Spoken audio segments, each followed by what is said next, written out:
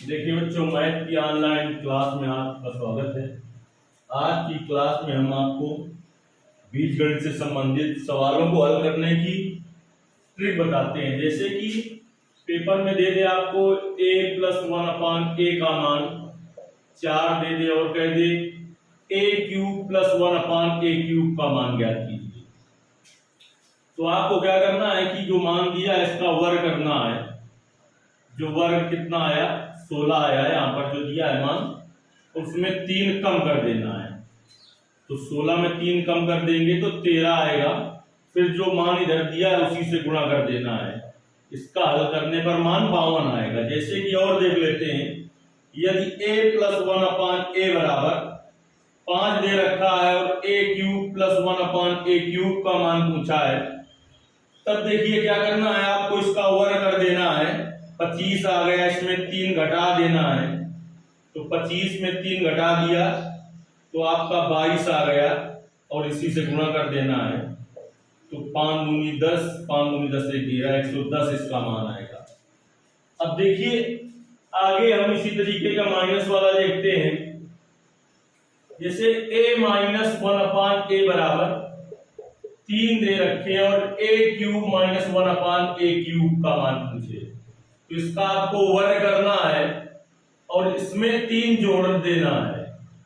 Minus वाले में जोड़ देना है। तो 3 का वर्ग 9 हुआ और 3 और जोड़ देंगे 12 हो गया और इससे गुणा कर देंगे। 12 3 36 आ जाएगा। इतना ही आएगा कि नहीं चेक कर लेते हैं। अगर आप इसको हल करते, a - 1/a बराबर है 3, दोनों पक्षों का घन करेंगे। दोनों पक्षों का घन करने पर तो हो जाएगा a³ - b³ - 3ab और कोष्ठ में a - b बराबर 3 का क्यूब 27 होगा। तो इस a से ये कट गया। a³ - b³ - 3a - 1/a का मान 3 दे रखा है बराबर 27। तो a³ - b³ - 9 बराबर 27।